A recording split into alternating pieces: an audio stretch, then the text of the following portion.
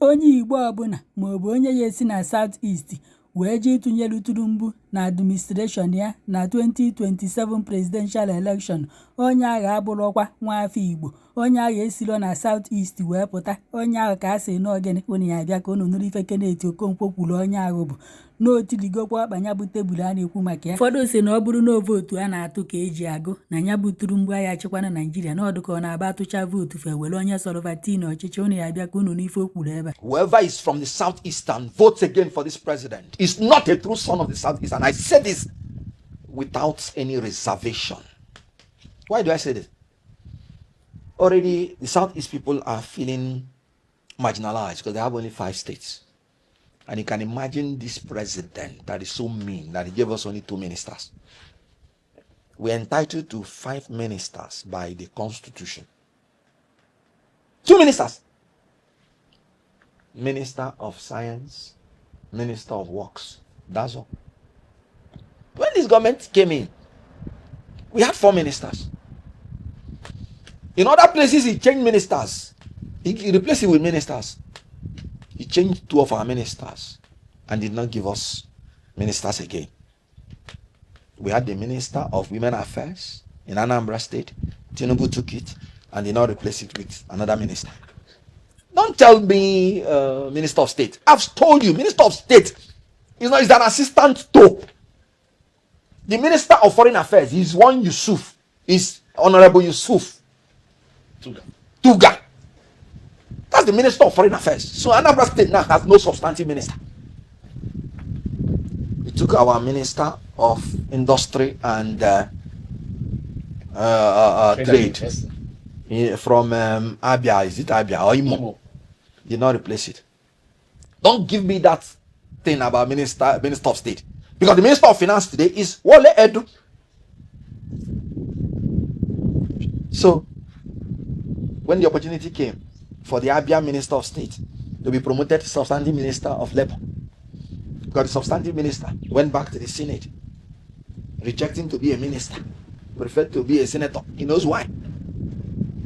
No, he did not even allow the Honorable Nkechi to become a Honorable Nkiru to become a full-fledged minister. Why?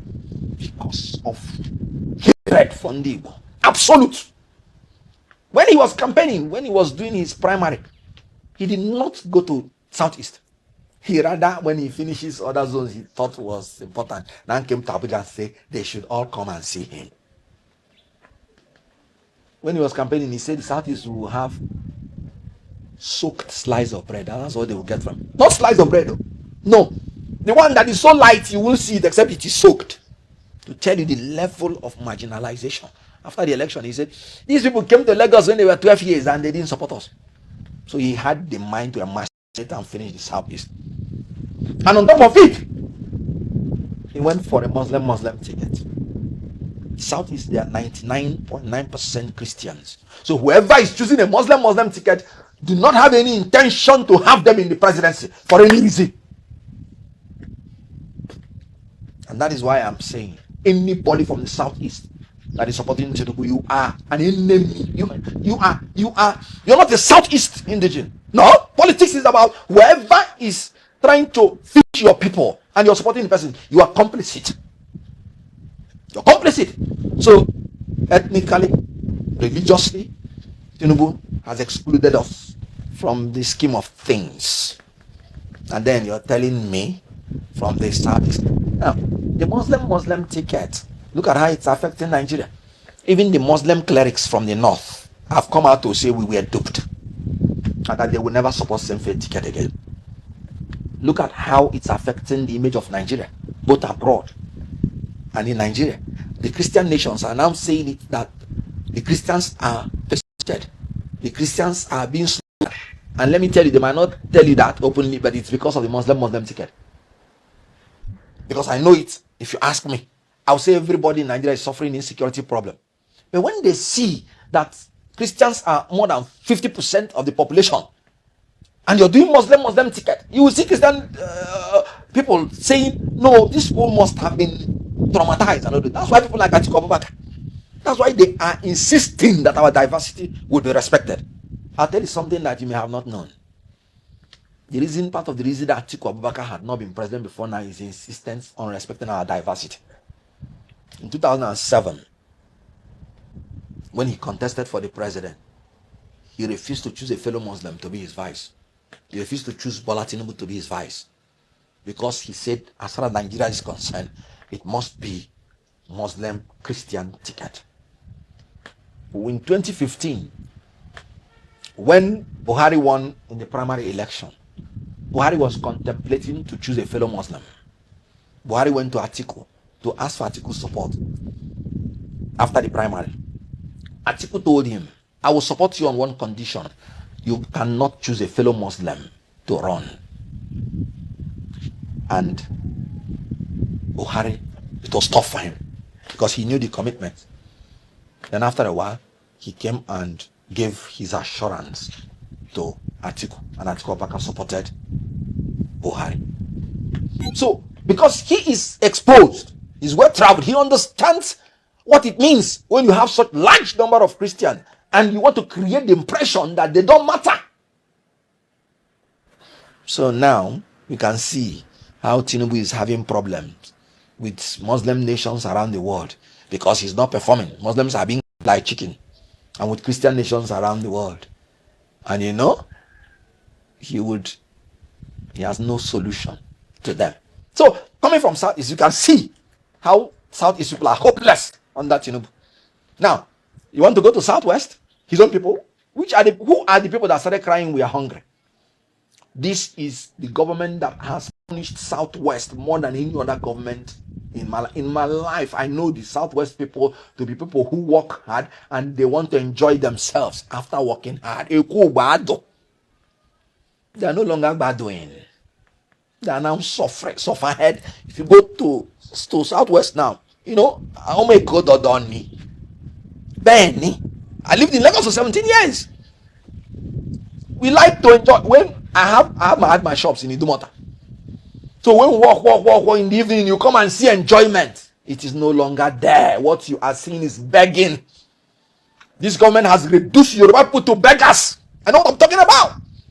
Yoruba people that like to work hard, brilliant guys. I was taught by some very brilliant professors of Yoruba origin when I was reading my law. I so much like these people. Now Tinubu has reduced them to beggars. No more Eku Badu. He's Eku suffering. That's what is happening in Southwest now. And he wants the Southwest to come and vote for him. Of course, they didn't even vote. Lagos State did not even vote for him in 2023. I believe that the other Southwest states will join up and remove this man. They are suffering. If you go inside the villages in Yoruba land, you will cry. And I know what I'm talking about. Let them prove me wrong. Are you talking about the North Central? No. Let's finish the South. Are you talking about South? Tinubu openly robbed Rivers State of 6 months of the leadership they elected by themselves. Tell me any zone after going through what Rivers State went through. 6 months of their resources being carried away by strangers. All the projects meant to at least assuage the level of suffering in Nigeria that Governor Fubara has brought up for Rivers State. Tinubu just suspended it, suspended the leaders, threw them out for nothing, and brought a stranger to start destroying the resources of Rivers State. You're from such zones outside, and you're thinking, is something wrong with you? Are you talking about North Central? You're from Benue, you're from Plateau, you're from Taraba, which is going down to Northeast, and you're suffering this level of insecurity. Look at Kwara State now. You're talking about insurgency, that bombing. These are places that used to be peaceful. Look at Kogi. Look at Niger. Even natural disaster like flood will claim hundreds in Niger. Now in Abuja, you can see how a young lady fell and died. Insecurity everywhere. Insensitivity everywhere. Natural disaster, the government will display insensitivity. Insecurity, the government will display incompetence. Throughout North Central, it has been one or the other. That each succeeding event now is continually becoming a harbinger of this. Tell me who is in North Central that will remember Tinubu in 2027. You want to doubt me that he's not a one-term president? If there is anything like half-term president. Some APC members vowed with their blood. Some of them have even died. And even in their dying wish, they were saying Tinubu is a one-term president. And I'm talking about people like Jesus or Nopasa. He came out. Even when he was dying, he was saying Tinubu will be a one-term president. I'm sure in the spirit world now, as a spirit, I'm sure he's fine. We'll make sure that Tinubu is a one-term president. APC member. Look at what's happening. You want to talk about Northwest? I told you about Zamfara and Katsina. People mad during the time of worship. Muslims, so, and this is the man who used Muslim ticket to beguile them. Most of the votes that he got, that he's purporting that he won the election, came from Northwest. Look at what they are going through now. Is it the Northwest that will come to support him?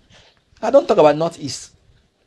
The governor of Borno has cried and cried, screamed, please don't take the resources they are using to fight insurgents. Insurgency is still there. And now you can see the resurgence of the insurgency. Killing farmers, the last time I had 73. This is because we have become numb to the number of deaths under Tinubu's regime. Northeast. Look at it. Nowhere is safe. So who is it that will vote for Tinubu? Please let me know. Let me know. So if there is anything like half-term president, that's what it would have been. But the worst he can be is one-term president.